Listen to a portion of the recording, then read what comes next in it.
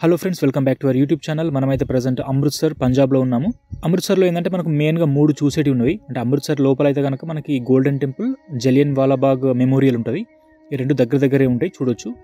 తర్వాత India Pakistan border, Attari Wagah border ఉంటుంది. ఇది ఒక 30 కిలోమీటర్ దూరంలో ఉంటుంది కాబట్టి ఇది ఒక సపరేట్ డేలో చూడొచ్చు. ఈ గోల్డెన్ టెంపుల్ని హర్మిందర్ సాహిబ్, దర్బార్ సాహిబ్ అని కూడా అంటారు. ఈ గోల్డెన్ టెంపుల్కు పేరు ఎందుకు వచ్చిందంటే మనకు మెయిన్ టెంపుల్ చూస్తే కనుక బంగారీ లేయర్తో కట్టినట్టుగా ఉంటుంది. అందుకే దీనికి గోల్డెన్ టెంపుల్ అని పేరు వచ్చింది.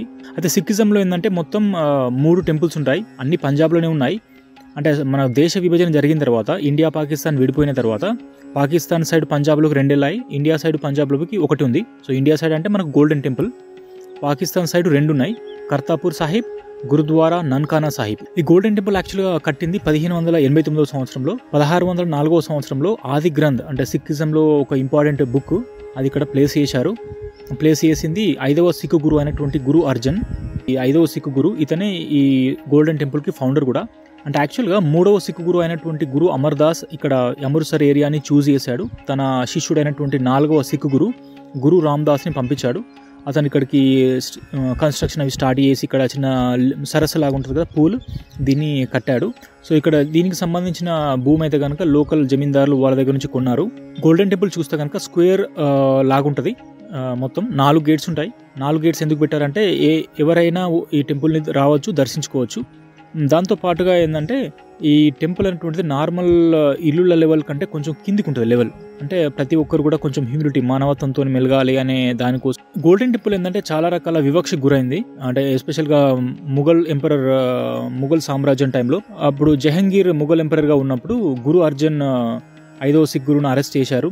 ఇస్లాంలోకి మారమంటే తను మారలేదు, తనని టార్చర్ చేసి చంపేశారని హిస్టరీలో ఉంది. స్వాతంత్రం వచ్చిన తర్వాత అయితే కనుక 1984 సంవత్సరంలో ఆపరేషన్ బ్లూ స్టార్ అని చేపట్టారు. అప్పుడు ఏంటంటే కొంతమంది సిక్ మిలిటెంట్లు ఈ గురుద్వారాలో దాక్కున్నారని తెలిసి సోల్జర్స్ వెళ్ళి వాళ్ళని చంపేశారు. అప్పుడు చాలామంది చనిపోయారు, ఒక 1000 మంది వరకు చనిపోయారు. అయితే ప్రజెంట్ మనకు కనిపించే గోల్డెన్ టెంపుల్ ఏంటంటే మహారాజా రంజిత్ సింగ్ కట్టాడు. యాక్చువల్గా తను సిక్ సామ్రాజ్యాన్ని చేసిన తర్వాత ఇక్కడ మార్బుల్, పాలరాయితోని, కాపర్తోని, గోల్డ్తోని కట్టాడు 1830 సంవత్సరంలో. తర్వాత కూడా రకరకాల డెవలప్మెంట్ చేశారు. ఈ మొత్తం ఈ గోల్డెన్ టెంపుల్ మనకు కనిపించే గోల్డ్ 400 కేజీల గోల్డ్ను వాడాడు మహారాజా రంజిత్ సింగ్. అప్పుడు మనకు టెంపుల్ లోపల ఏంటంటే మ్యూజియం ఉంటాయి, బుక్ స్టాల్ ఉంటుంది, దాంతోపాటుగా లంగర్ ఉంటుంది. లంగర్ అంటే ఏంటంటే ఫుడ్ గురించి. ఎవరైనా లంగర్లోకి వెళ్ళి మనం భోజనం చేయొచ్చు.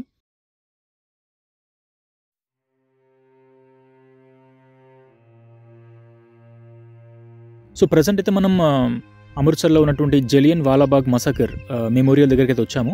ఇది జలియన్ వాలాబాగ్ మసాకర్ ఏంటంటే మనకు చాలాసార్లు చిన్నప్పుడు బుక్స్లో చదివాము. ఒక 1000 నుంచి 1500 మంది అయితే చనిపోయారు కాల్పులు జరపడం వల్ల. ఇది 13 ఏప్రిల్ 1919 సంవత్సరం జరిగింది. సాయంత్రం 5:30 టైంలో జరిగింది. అయితే చాలామంది స్వాతంత్ర సమరయోధులు, తర్వాత వాళ్ళకి సంబంధించిన వాళ్ళు ఏంటంటే ఈ జలియన్ వాలాబాగ్ అంటే ఒక గార్డెన్ లాంటిది ఇక్కడ సమావేశమయ్యారు. ఈరోజు ఏంటంటే బైశాఖీ ఫెస్టివల్ ఉండే, బైశాఖీ ఫెయిర్, దానికోసము దాంతోపాటుగా 2 విషయాల గురించి కూడా ప్రొటెస్ట్ చేద్దామని కూడా చాలామంది కలిశారు. రౌలత్ లాకి అగేనిస్ట్గా, తర్వాత 2 స్వాతంత్ర సమరయోధులైనటువంటి డాక్టర్ సైఫుద్దీన్ కిచ్లు, డాక్టర్ సత్యపాల్, వీళ్ళిద్దరు అరెస్ట్ అయ్యారు కొన్ని రోజుల ముందు. సో వీళ్ళ అరెస్ట్కి అగేనిస్ట్గా, తర్వాత రౌలత్ లాకి అగేనిస్ట్గా వీళ్ళు సమావేశమయ్యారు డిస్కషన్ చేద్దామని. ఆ టైంలో టెంపరరీ జనరల్ డయర్కి ఇన్ఫర్మేషన్ వచ్చింది. తన గూర్ఖా సిక్ ఇన్ఫాంట్రీ రెజిమెంట్స్ అయినటువంటి బ్రిటిష్ ఇండియన్ ఆర్మీని ఒక 51 సోల్జర్స్ తీసుకొని వచ్చాడు. అయితే ఈ జలియన్ వాలాబాగ్ ఏంటంటే గార్డెన్ కదా, 3 వైపులు ఏంటంటే మార్గం ఏముండదు, బిల్డింగ్స్ ఉంటాయి, ఎటు పోలేరు. ఒకే వైపు మాత్రం ఎంట్రీ ఉంటుంది. అంటే ఎగ్జిట్ కానీ ఎంట్రీ ఒకటే ఉంటుంది అన్నట్టు. పారిపోవాలన్నా కూడా ఆ వచ్చిన రూట్లోనే వెళ్ళిపోవాలి. వీళ్ళంతా 51 సైనికులు ఈ ఒకటే ఎంట్రీ వచ్చేసి వితౌట్ వార్నింగ్ ఏమి ఇవ్వకుండా డైరెక్ట్ కాల్పులు జరిపారు. ఒక 10-15 నిమిషాలు కాల్పులు జరిపారు. 1650 రౌండ్స్ ఫైర్ చేశారంట వీళ్ళపైకి. చాలామంది గాయాలపోయారు, చనిపోయారు. కొంతమంది అయితే అక్కడ బావి ఉంటుంది, బావిలో దూకారంట కాపాడుకుందామని, బట్ అందులో కూడా చాలామంది చనిపోయారు. మనమైతే ఇక్కడ చూడొచ్చు బుల్లెట్ మార్క్స్ అయితే మనకు గోడలపైన ఉన్నవి. ఈ వైట్ స్క్వేర్ పెట్టి మనకు చూడొచ్చు చాలా ప్లేసులలో.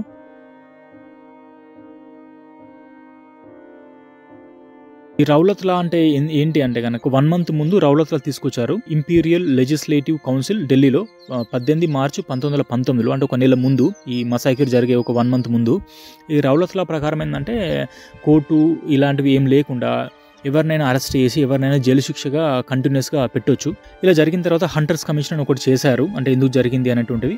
ఆ హంటర్స్ కమిషన్ టైంలో ఈ జనరల్ డయ్యర్ కూడా వచ్చినప్పుడు అడిగారు క్వశ్చన్, మరి చాలామంది అప్పుడు కాల్పులు జరిపావు కదా, చాలామంది చనిపోయారు కదా, చనిపోయిన తర్వాత గాయాల పాలు కూడా అయ్యారు, మరి అప్పుడు వాళ్ళకి ఏమైనా వైద్య సహాయం చేసావా అంటే అది నా పని కాదు, అది హాస్పిటల్స్ చాలా ఉన్న చుట్టుపక్కల వాళ్ళు వచ్చి చేయాలని చెప్పాడు. అంటే దానికి పశ్చాత్తాపం ఏం లేదు యాక్చువల్గా ఆ టైంలో. స్వాతంత్ర అనంతరం ఏంటంటే ఇండియా వాళ్ళు మనకు 1951లో ఒక మెమోరియల్ లాగా ఏర్పాటు చేశారు. మనకి ఇక్కడ ఏంటంటే రకరకాల ఇన్ఫర్మేషన్ అయితే వస్తూ ఉంటుంది. అక్కడ రకరకాల ఇన్ఫర్మేషన్ బోర్డ్స్ పెట్టారు, తర్వాత మార్కింగ్స్ ఉంటాయి, బుల్లెట్ మార్కింగ్స్, మ్యూజియం లాగా కూడా స్టార్టింగ్లో ఉంది, మనం వెళ్ళి చూడొచ్చు.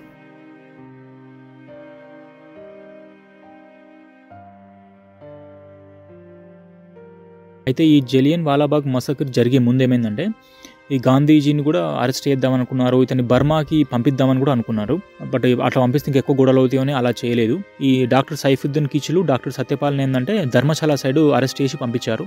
అయితే వీళ్ళని ఏమైందంటే అంటే ఇర్వింగ్ అనే ఒక జనరల్ లాంటి ఒక అధికారి వీళ్ళని పిలిపించాడు డిస్కషన్ చేద్దామని. డాక్టర్ సైఫుద్దీన్ కిచ్లు, డాక్టర్ సత్యపాల్ని వీళ్ళు ఏంటంటే నమ్మి వెళ్తే కనుక అరెస్ట్ చేసి అక్కడే అంటే ఇతని ఆఫీస్లో అరెస్ట్ చేసి ధర్మశాల సైడ్ పంపించారు. అది కూడా ఒక గొడవకి కొంచెం కారణమైంది. సో మనమైతే ఇక్కడ జలియన్ వాలాబాగ్ లోపలికి ఎంటర్ అయిన తర్వాత మనకి మధ్యలో ఒకటి మెమోరియల్ లాగా ఉంటుంది. దాని చుట్టూరంగా ఏంటంటే మనం తిరిగి ఇన్ఫర్మేషన్, తర్వాత ఆ టైంలో జరిగిన బుల్లెట్ సంబంధించిన మార్కింగ్స్ అవన్నీ కనుక మనం చూడొచ్చు.